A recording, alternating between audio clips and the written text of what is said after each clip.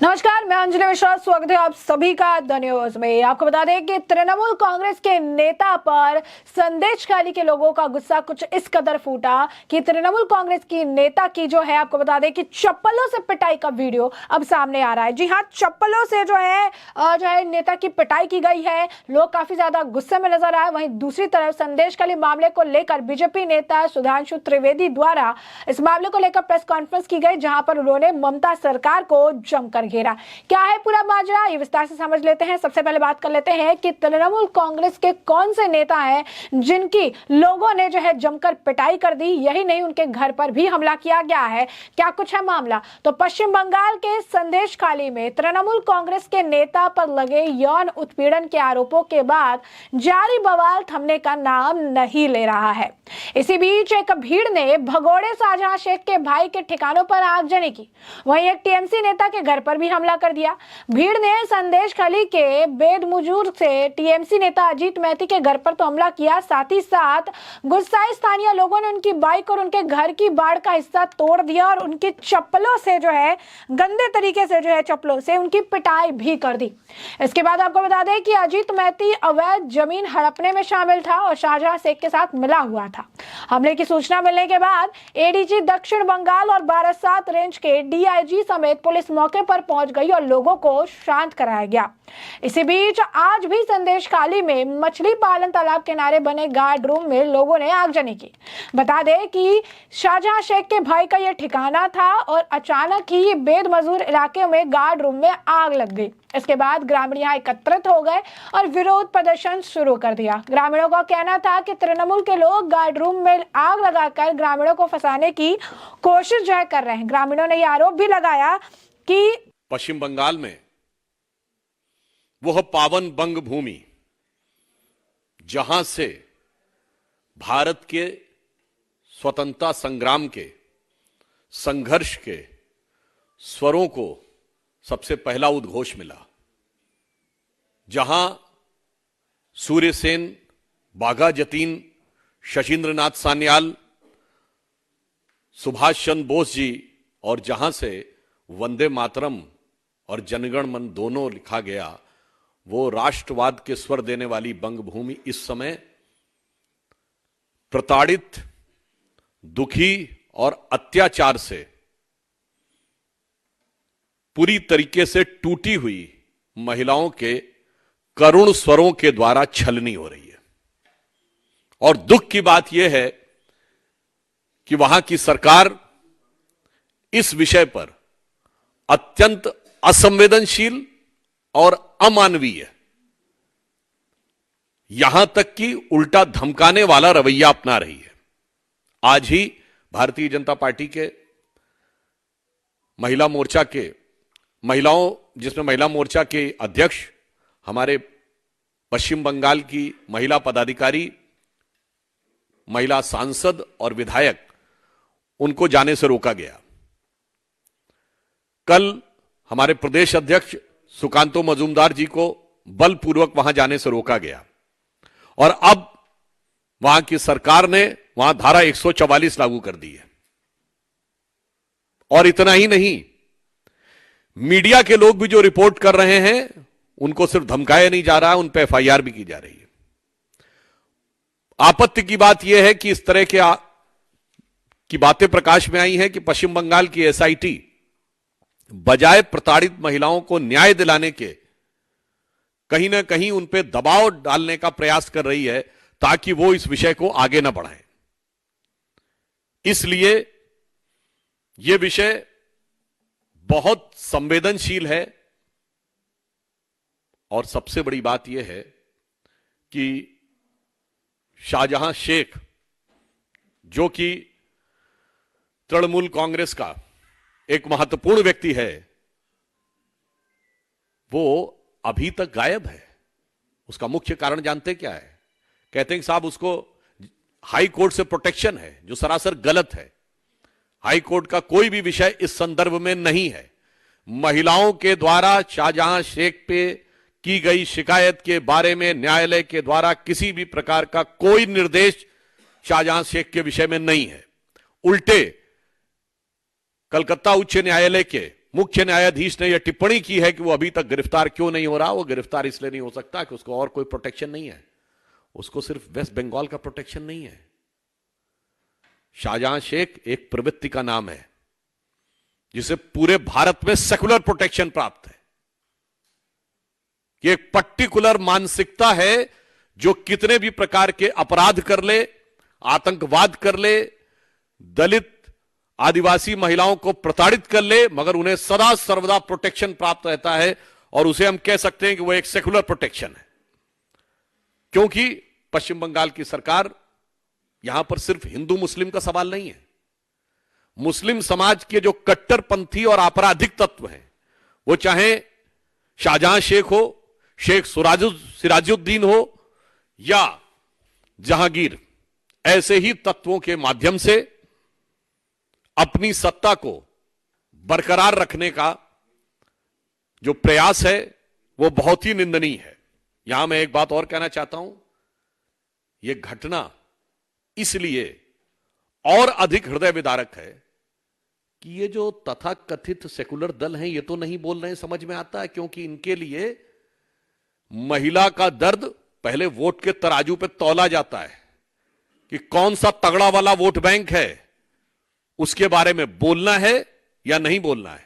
मगर दुख की बात यह है कि जो self proclaim champion of women rights हैं, वो भी इस विषय के ऊपर पूरे भारत में मुंह में दही जमाकर बैठी हुई हैं। शेख शाहजहां के भाई सिराजुद्दीन ने उनकी 142 बीघा जमीन जो है उसे हड़प ली है। मौके पर पहुंची पुलिस ने ग्रामीणों को समझा बुझाकर शांत कराया है। इससे पहले गुरुवार को भी रामपुर इलाके में मछली पालन तालाब के लिए बनाए गए गार्ड रूम में आग लगा दी गई थी। हालांकि आज जो आग लगी है उसके बारे में ग्रामीणों का कहना है कि तृणमूल के लोगों ने उन्हें बदनाम करने के लिए आज खुद ही आग लगाई है।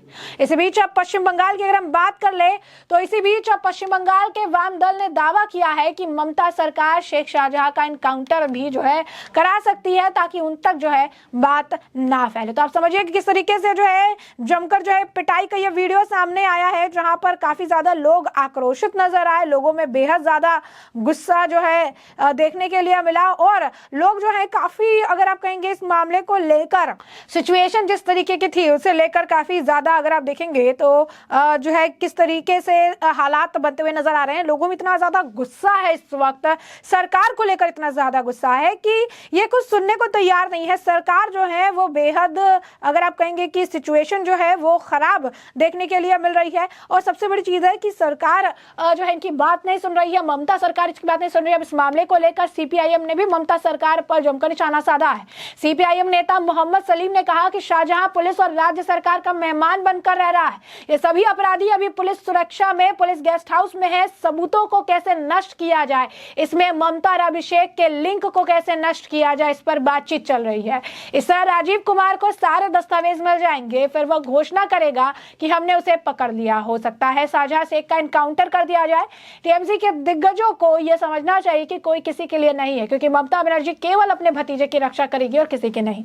वहीं बीजेपी नेता सुधांशु त्रिवेदी ने इस मामले को लेकर जो है संदेशखाली मामले को लेकर ममता सरकार को जमकर घेरा है और उन्होंने जो है चीजें जो है की है। और अगर आप देखेंगे कि पूरी तरीके से हालात जो है वो अब खराब होते हुए नजर आ रही हैं। वहीं बीजेपी के नेता संदेशखाली पर पश्चिम बंगाल की ममता सरकार पर बीजेपी ने जमकर हमला बोला है। बीजेपी नेता सुधांशु त्रिवेदी ने टीएमसी के जो नेता है तृणमूल कांग्रेस की सरकार पर हमला करते हुए कहा कि पश्चिम बंगाल में पावन बंग भूमि इस समय प्रताड़ित, दुखी और अत्याचार से टूटी हुई और छलनी हो रही है। दुख की बात यह है कि वहां की सरकार असंवेदनशील है। वहां की सरकार ने 144 लागू कर दिया, मीडिया को धमकाया, एफआईआर दर्ज कर दी। सुधांशु त्रिवेदी ने आगे कहा कि आज ही भाजपा के महिला मोर्चा के अध्यक्ष और महिला पदाधिकारी, सांसद, विधायक को रोका गया। कल श्रीकांत जी को रोका गया। पत्रकार पर एफआईआर दर्ज किया जा रहा है। ये संवेदनशील विषय। शाहजहां शेख गायब है। कलकत्ता उच्च न्यायालय के न्यायाधीश ने टिप्पणी की है कि वो अभी तक गिरफ्तार क्यों नहीं हुआ। ये घटना हृदय जो है विदारक है। तृणमूल कांग्रेस के नेता इस विषय पर नौटंकी कर रहे हैं। सुधांशु त्रिवेदी ने कहा कि बंग भूमि इस समय अत्याचार से प्रताड़ित है। आज ही बीजेपी की महिला सांसद, विधायक और पदाधिकारियों को वहां जाने से रोका गया है। सुधांशु ने कहा कि इस मामले में कोलकाता उच्च न्यायालय ने टिप्पणी की है तो शाहजहां शेख अभी तक गिरफ्तार क्यों नहीं हुआ? बंगाल की सरकार जो मुस्लिम समाज के कट्टरपंथी उनके माध्यम से अपनी सरकार बरकरार रखने की कोशिश कर रही है, यह निंदनीय है, दुखद है। टीएमसी के नेता इस विषय के लिए नौटंकी जैसे शब्दों का प्रयोग करते हैं। सुधांशु त्रिवेदी ने विपक्ष पर हमला करते हुए कांग्रेस को भी घेरा। क्या कुछ कह रहे हैं सुधांशु त्रिवेदी जी, जरा सुनिए। यानी यह भी अपने आप में एक गंभीर प्रश्न है और उससे दुखद बात यह है कि तृणमूल कांग्रेस के नेता इस विषय के लिए नौटंकी जैसे शब्दों का प्रयोग करते हैं। मैं एक बात कहना चाहता हूं कि संदेश खाली एक घटना नहीं, एक फिनोमिना है।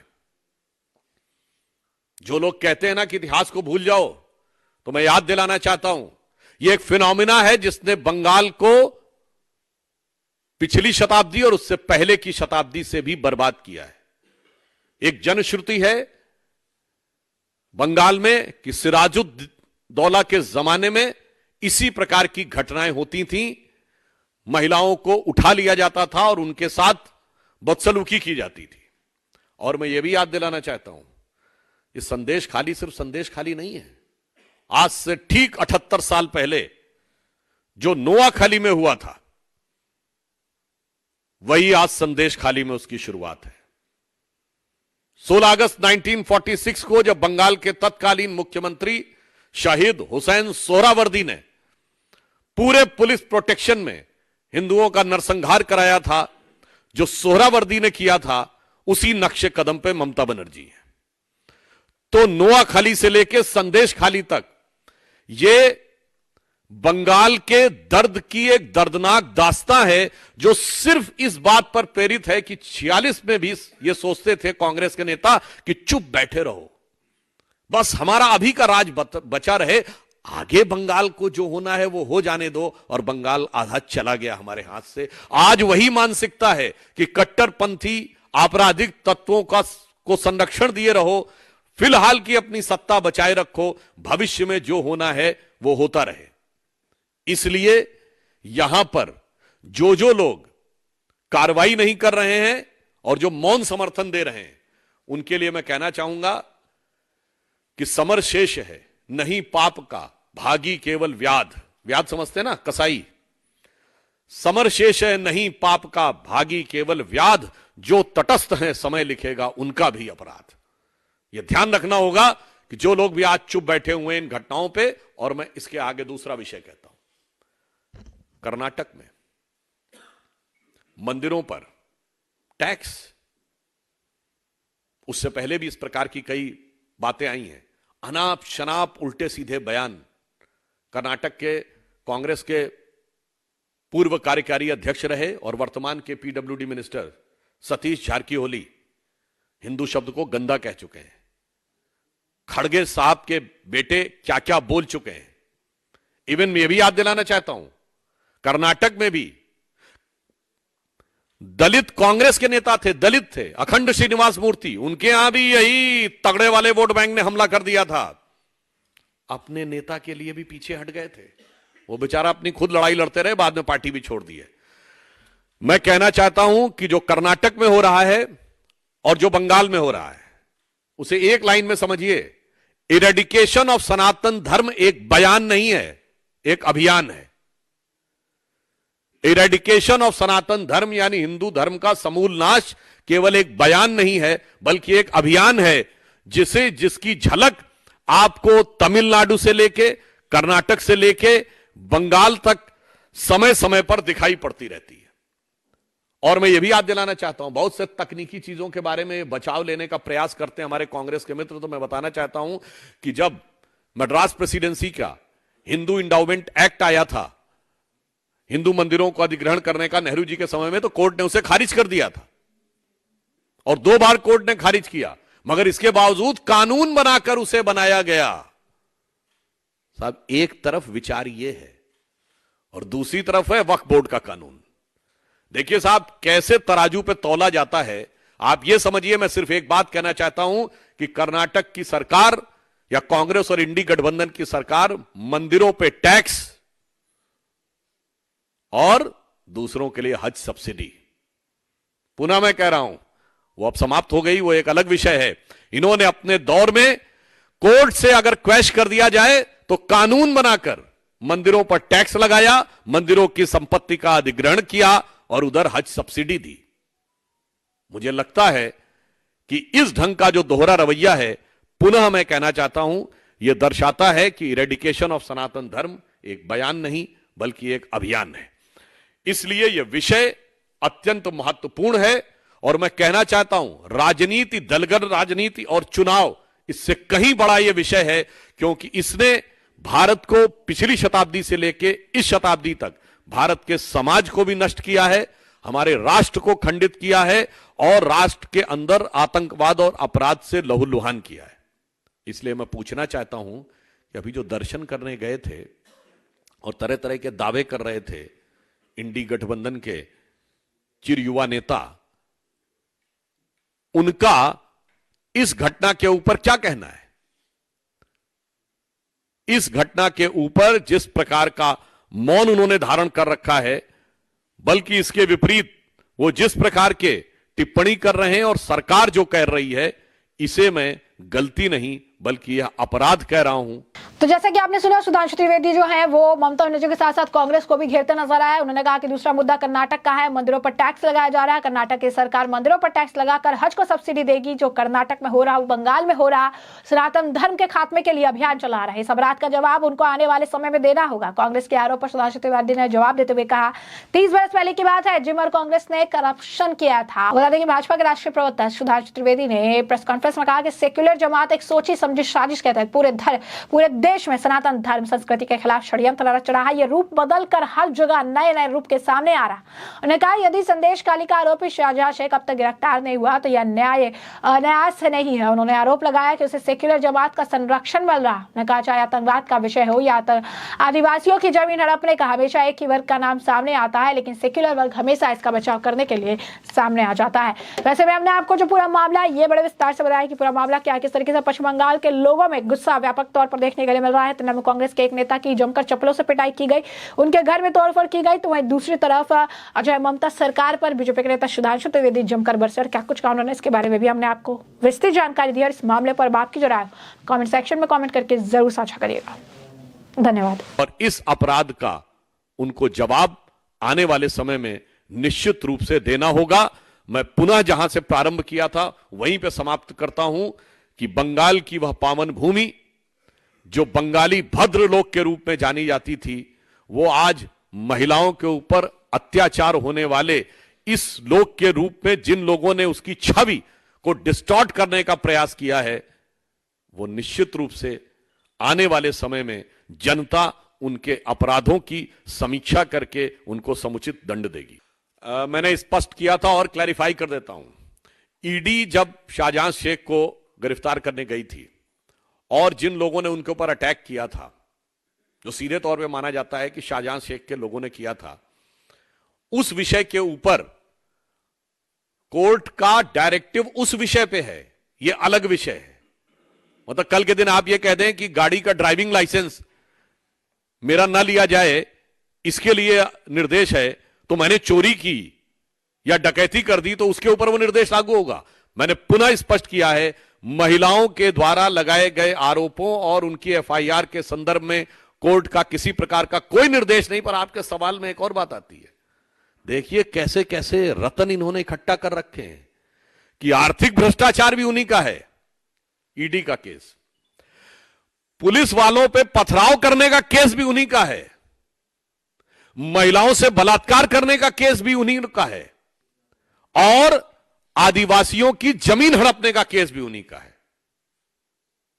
मेरे विचार से इतने बहुआयामी आपराधिक तत्वों को संरक्षण देने का उदाहरण भारत की राजनीति में आपको बहुत कम मिलेगा।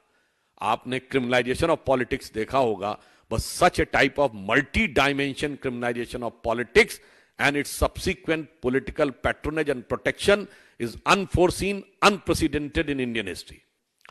देखिए, जिस प्रकार की घटनाएं हो रही हैं, सरकार इस विषय के ऊपर सारा ध्यान रखे हुए, परंतु आज मैं सवाल पूछ रहा हूं कि जो सरकार है वो सरकार इस पे जवाब क्यों नहीं दे रही है।